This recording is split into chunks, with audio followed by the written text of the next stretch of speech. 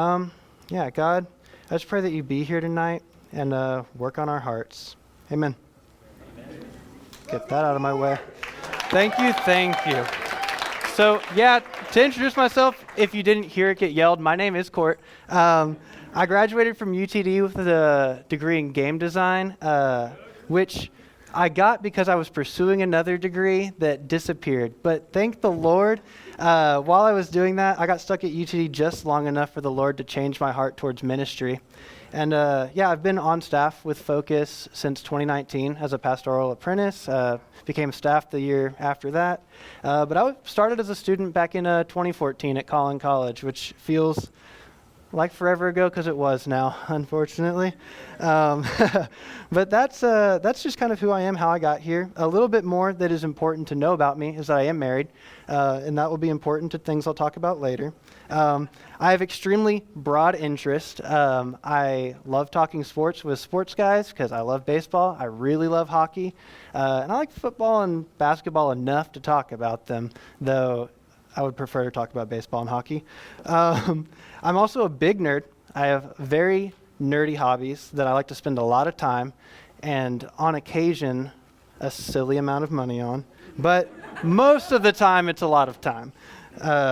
And then, I'm also super interested in arts. I love talking about and thinking about music and paintings, drawings, sculpture, all of anything you can think of as expression. Writing sometimes, but I'm kind of a bad reader, so I can talk about that less. But anything that is expressive, I like talking about. I like thinking about how did people get to that? How did they decide to make what they made? And then the last thing, this is very important. I'm extremely relationship oriented. The people in my life, my friends, my family, they matter to me a lot. I spend a lot of time when I'm not working connecting to people who I either grew up in the faith with, went to school here with, all sorts of those kinds of people. I still have a lot of friends who I went to high school with. I stay connected to friends I had here at UTD who have moved to different states. And that is time consuming, but it matters a lot to me. And it's out of this that I kind of get to my point for today, because my topic is prayer, and that is also a relationship that is very important to me. I used to be someone that did not treat prayer with much of any respect or much of any importance. It just kind of was something I would go to on occasion, but as I learned to love prayer, I just kind of learned to love God. And that's really what I want to help y'all capture tonight. It's just learning to love God, because I think prayer will come out of that. I really am glad also for those of you who got to be here last week and hear Layla speak about silence and solitude, because that for me was where my love of prayer grew out of. My sophomore year at College, I was a Corfa for the first time, and our leadership team there, we read a book called So You Want to Be Like Christ. And in that book, there's a chapter on silence and solitude, and that itself was challenging enough, but our team had to practice that between leader meetings, and I think we were only assigned 15 or 20 minutes of it. It wasn't that long. But I didn't really want to. I was used to, at that point, using having an attention disorder as an excuse to not have to engage in things like that. Life was too distracting. I was too easily distracted. I couldn't really engage with something for 15 minutes that I only kind of wanted to do. So it just wasn't going to happen. And I tried to use that excuse when talking to my campus pastor after that and just kind of be like, I don't know that I can do this. I think I need an easier, give me a shorter time or something. And what he said to me, and if you know Garrett Davis, this will sound completely normal and a lot less insulting than it'll sound if you don't know him. What he told me was, that's stupid. I should make you practice another 30 minutes just for suggesting that. And as punchy as that sounds, it did strike me in a way I needed to be struck. I needed to be faced with how stupid and selfish I was being, and so to avoid an extra 30 minutes, I did practice silence and solitude as I was told to. And it's out of that, I really did connect in a lot of the ways that I think Layla encouraged us to connect last week. I found really where my relationship with God was at while practicing that. And let's just say I could tell it was not good enough. While sitting in silence, I just kind of almost couldn't really feel present with God. And I knew that that was probably that had to be my fault. There's no way that God was distant from me. I was definitely distant from him. And so I chose to break my silence. I never admitted that to my peer team leader, Albert, but I did not actually practice the 15-ish minutes I was supposed to. I started praying because I knew I needed to call out to God and fix that. And it was out of this that really prayer takes off in my life as something that becomes extremely important to me. Like I said, I grew up not treating prayer as very important. It really was just a last-ditch effort. If I needed something, if something came up that was really important, or I don't know, if I was just feeling in a bad state, I would go to prayer, right? But I wouldn't pray when I was grateful for things. I wouldn't pray just to know God. And so this crying out to him was just really that. It was another hey, let's fix this situation real quick for me so I can go back to not praying very often for another bunch of months. And luckily that was not where that process went. I cried out to God and turned to prayer, and prayer started to build as a rhythm in my life. And when I say prayer, what I'm talking about are all the ways that we communicate and commune with God. These are things that are completely fundamental to building intimacy with him. And this requires us to have a view of God that views him the way he wants to be viewed, not the way that we commonly view him. God is our Father. He's not a boss. He's not someone who's waiting to strike us on the wrist or fire us in some extreme example because we haven't done something the right way. He's someone who, yes, will correct us, but that's for our benefit. That's to pick us back up when we are often beating ourselves up more than we need to over these things. In Isaiah 41:13, God says, "I am the Lord your God, who takes hold of your right hand and says to you, 'Do not fear, I will help you.'"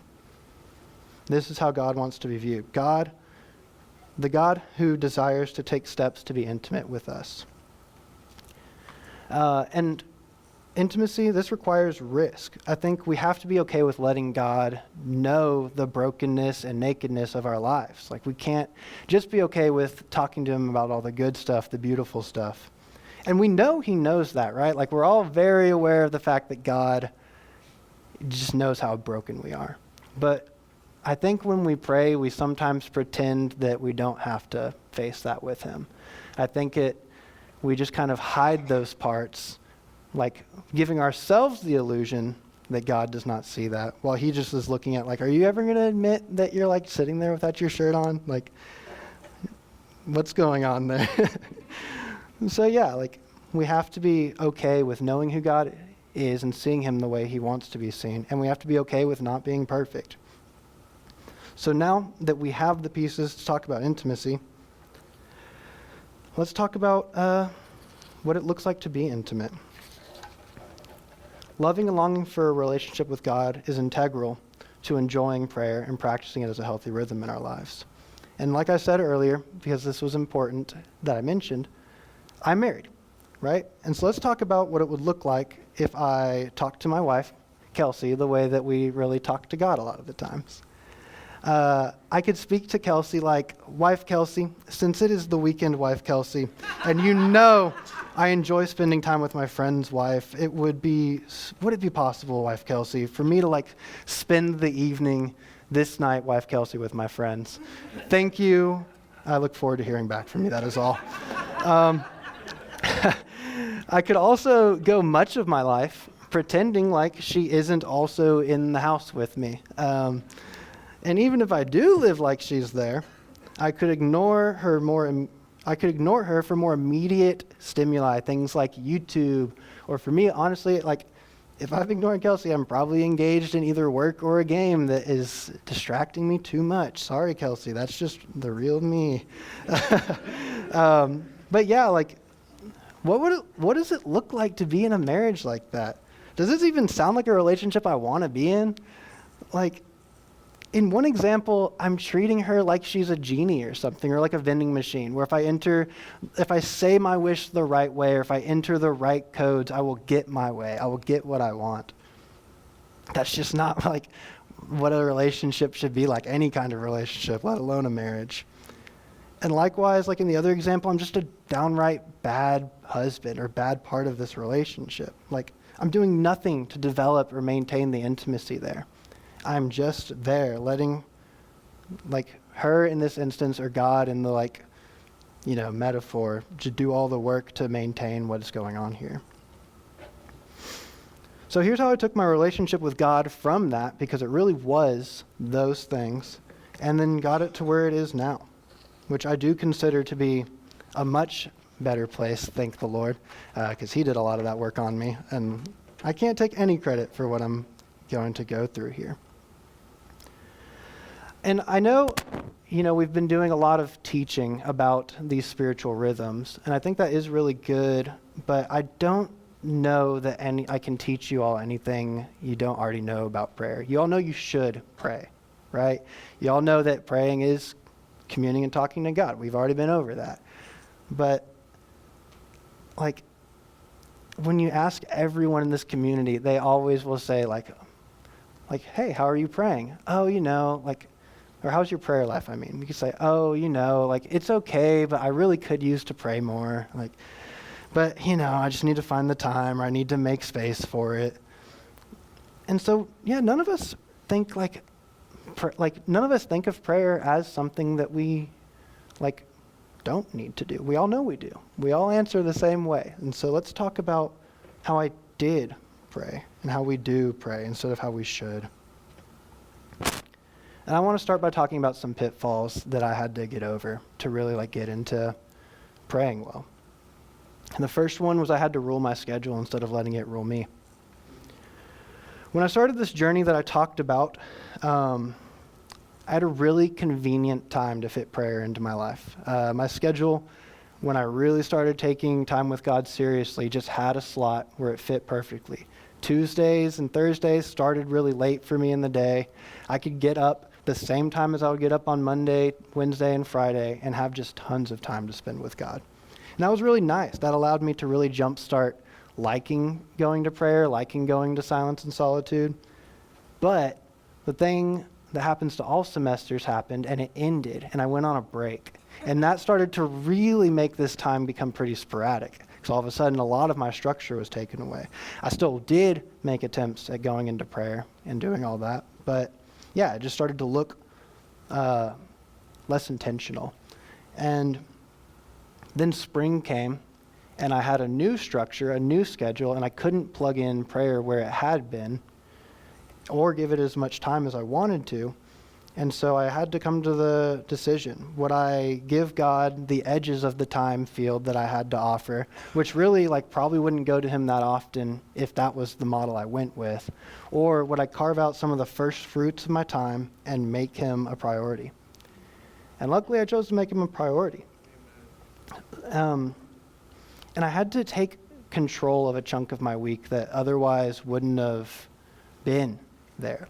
I wanted to give a lot of my evenings to homework and to my friends. Like I said, that maintaining my relationships is very important to me. But I kind of came to this realization that I'm giving this time to relationship maintenance.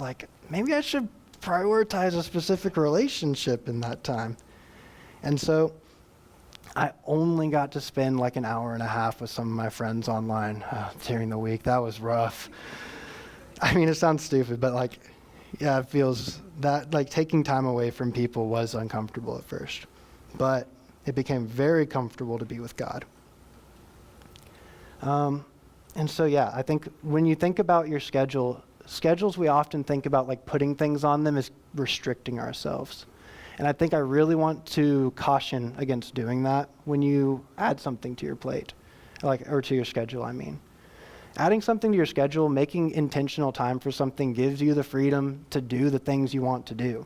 If you make things a priority in your schedule, other things will not fall on top of them because you've worked your life around them existing. And it's not about it's not about caging yourself so that you'll have time to pray. It's about making sure you'll be free to do so. Another pitfall that I would find was that I would find my prayer getting really repetitive, and I didn't really know what things to pray about a lot. I knew to pray for people. I knew to pray like for myself. But like I didn't really know what else to do or where else to go or how to make this like something where it's not the same conversation every time, where it's like a real relationship, right? And so I did something I don't normally recommend. I Google searched prayers in the Bible, like people saying specific prayers in the Bible. And this will shock none of you. Almost every result that came up on Google at the time was something about the Lord's Prayer, which, that's not shocking at all. We all know the Lord's Prayer. I even was really actually kind of encouraged to hear a lot of you reciting it along with Peter as he read it. That was really cool. But while learning different prayers to pray from the Bible, I just started saying the Lord's Prayer and trying to learn more about like this God-approved prayer from God to God. And at first that kind of was a choice because I thought that prayer must be the right prayer to pray to God, which was not a good place to start with that. I had to really learn, like, why is this prayer valuable? God does not care about us, like, being right. He cares about us knowing him. Now, I will say we probably, from knowing him, will be right about more things if he is truth, right? But the goal needs to be knowing him. It needs to not be being right. And so, with the Lord's Prayer, one thing that I learned to do and got some guidance on was to make the Lord's Prayer my prayer, was to take the skeleton prayer that God had given us in the scripture and turn it into something that was my own words, that would mean something to me. And I actually, luckily, do still have one of the journals that I wrote some of these down in and got to find one of the prayers that I wrote, and I do want to share that with y'all. And this is, just the Lord's Prayer in my words at the time. My God, you are great. I pray that your will and kingdom are present and that I do my part in making heaven visible. Please continue to provide for me. Please continue to forgive me because I need it. I hope I never forget to strive to be as forgiving as you. Help me resist temptations and distractions because there will be a lot. And please be with me and save me from evil. I love you. Amen. When starting to use the Lord's Prayer, one of the things that I began to learn was that I think this prayer was given to us so that we would learn to pray the things that are actually on God's heart. And I think if we're looking for a shortcut to be intimate with God, I think it's pretty easy to look at something that is poured out of his heart and learn to model our prayers and our desires in prayer off of that. Like if you want, if you want to be really good friends with someone, you'll learn a lot about their interests. You'll learn a lot about what they care about, and you'll be interested in what they care about. The Lord's Prayer is very much a lot of the things, or it is the things that are most on God's heart that he wants on our heart as well. And in this process, this was really where I really learned to stop treating God as a vending machine. He's not asking me to punch in the right prayer so that my output is my desire. He calls me to pray in such a way that works to shape my heart after his own. So when you need stuff to say, I say use God's prayer to God. It's a means of making your heart more like his and more intimately connected to his. One of the other first examples I found on Google, which is one that I've admittedly done a lot more, is like I learned lessons about writing Psalms and lessons about the Psalms. It's crazy that this book of ancient prayers and songs has gotten to us, and we still wonder, what should prayers look like? We have 150 of them in a book in our Bible. Even just New Testaments usually come with Psalms, right? We always have access to this.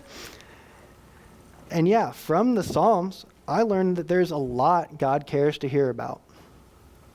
A cool mark of David, someone who we consider the pinnacle of biblical manliness, was that he was extremely emotional and poured those out for everyone to see and hear for centuries. And this resonates with me a lot because I'm also very manly and also pour my emotions out a lot. Up to this point in my prayer life, however, when I'm getting and trying to cross this pitfall, I did not let my emotions be a part of my prayer life.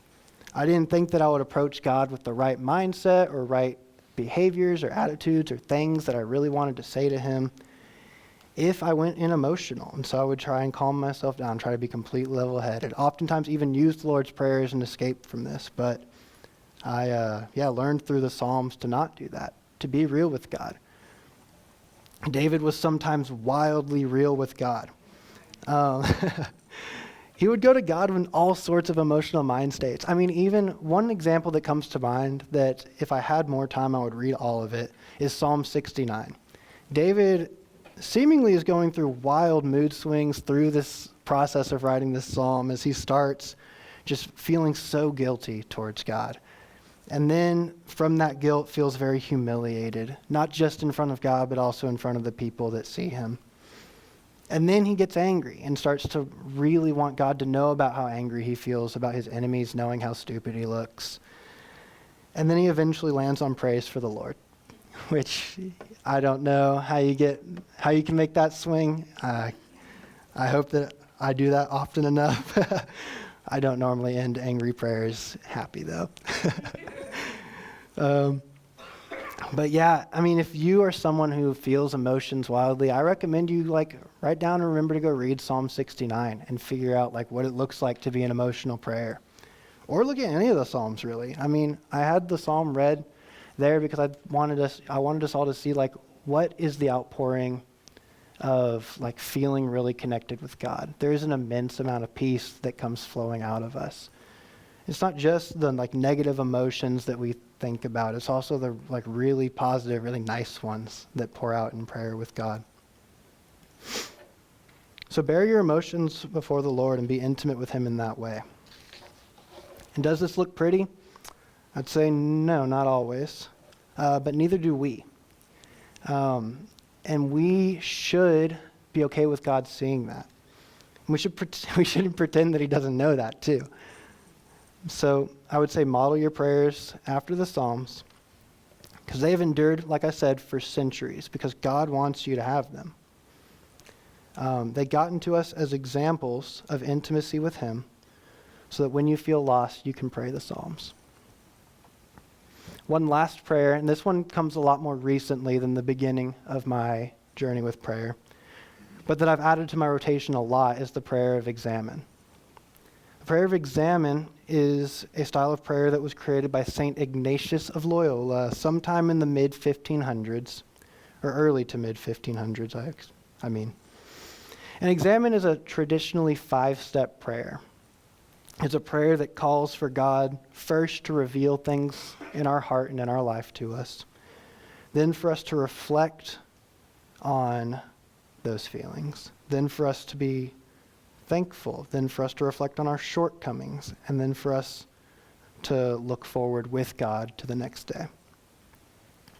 And this was the prayer that I practiced most in preparing for this sermon, partially because it was assigned to me, but also I think that was a bit of divine intervention because I really needed to pray that prayer a lot in this recent season of my life.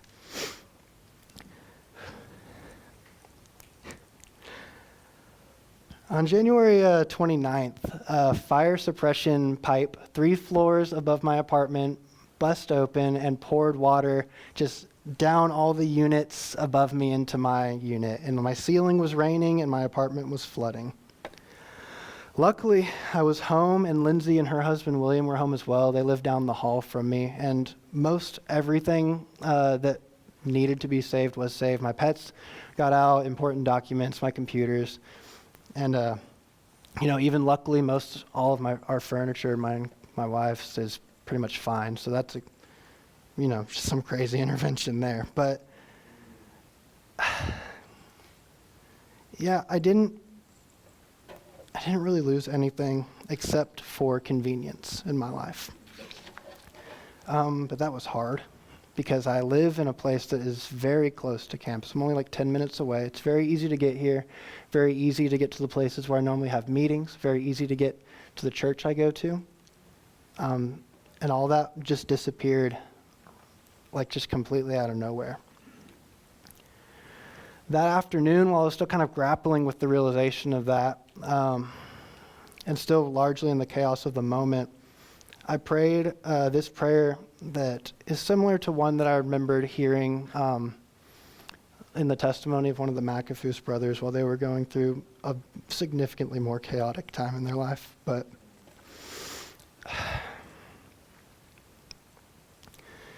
I just prayed, God, I need you to provide for us now, and I need you to keep me grateful. It was only a couple weeks later that I got assigned this sermon topic and assigned to do the prayer of examine and started doing it. A prayer that literally has gratitude as a step in it after praying for gratitude. I stayed with my parents during this time, and they're an extra 25 to 30 minutes away, farther than I live normally. And that comes with a lot of what we would probably consider justifiable reasons to complain or be ungrateful for our situation. But Examine pointed me back to God and constantly reminded me of my provision. I still remember a lot of what was done for me during that time. And I already mentioned it, but I can't express how grateful I am that Lindsay and William just happened to be home. When that started, I would have never been able to save all my stuff. There was a few times while I was having to do all that extra driving, and my friend Dejan just bought me gas so that I wouldn't have to feel the financial burden as much. People like Brandon, Peter, Jared, John, and Wilson would constantly ask me about how I was doing really and how this situation was affecting me. They really did care to know too. They listened to a lot of the complaining that I felt justified in doing.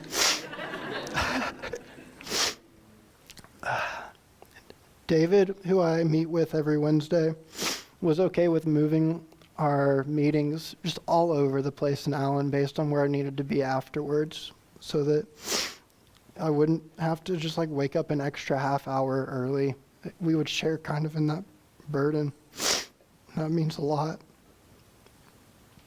I mean, I've already kind of said it, but my parents housed me for 7 weeks, free of charge. They fed me. They took care of my dog and cat when I couldn't like make the drive out there in the middle of the day to take care of them. They just did so much for me. I have friends like my friend Riley who would, when like finding out about my situation, just ask to meet with me and bought me breakfast. My friend Mario, we were just hanging out one time and he just asked if he could buy me dinner. Gosh, these things just mean so much, you know? Like, how could I not be grateful? I got to go to God every day and just remember how good he was. And you know, Lawrence told me to call it a hot take, but I really have a hot take that I think that if we don't know that God is present in our lives, it's because we're not reflecting on it. And I'm sure you may think it's like easier to see that when you're in a hard situation and people are helping you out. But it is still easy to see it when the situation is gone. And I do still see it. I do still see things that are happening now that I'm grateful for, like Peter inviting me to meet his newborn baby. That was so sweet. I mentioned him already, but Dejan, the day I got to move back in, just offered to help me move some furniture around so that it would be an easier process to move back into my apartment. There's still things to be grateful for, even when the situation has calmed down and seemingly become more normal. And that's because we reflect with God, and he reveals that to us. And he's good to continue providing.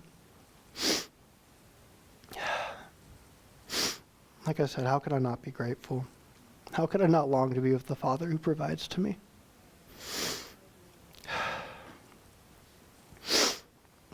If everything here doesn't make you want to pray more, or if you're mad that I haven't given a point so that you can write down it in your notes and have something really informational to take away from here, I'd say take this away.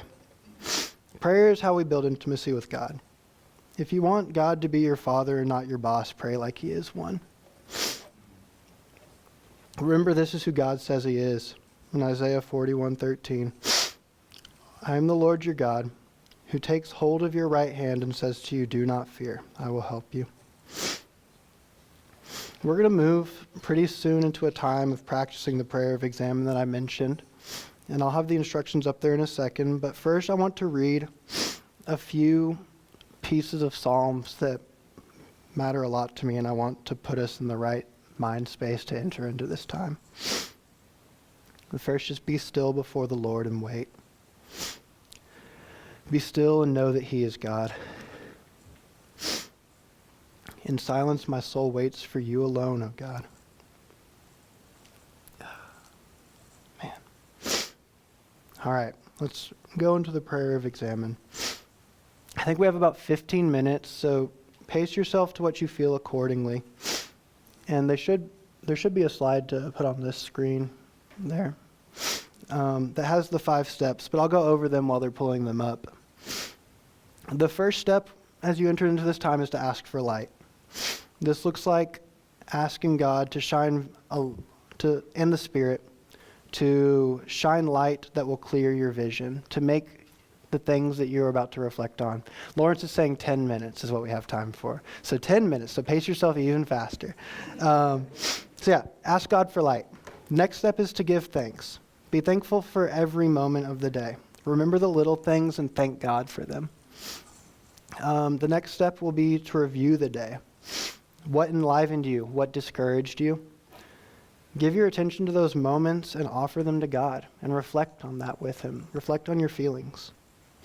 Then, the fun part, face your shortcomings. Reflect honestly on the moments that you felt just like out of yourself, out of tune with God. Something you said, maybe a missed opportunity, some way that you need forgiveness. Reflect on those. And then lastly, look toward the day to come. What are you looking forward to tomorrow? And what concerns you? Ask God for help in the future, to open your eyes and your ears, and to remember that God will again be present tomorrow. We're going to pass back out also those wristbands. They've been kind of shuffled around, so you're not getting the person that you wrote down. But I want y'all to take this last opportunity, the looking forward time, to pray for these people. Be outreaching and remember other people as you go with God and look to the future. Ask that he be with them too. And that he gives them the presence that they need. So we're going to go ahead and start that time now. We should probably try and stay in here because we're going to be transitioning in about 10 minutes into the next part. So get yourself ready and pray.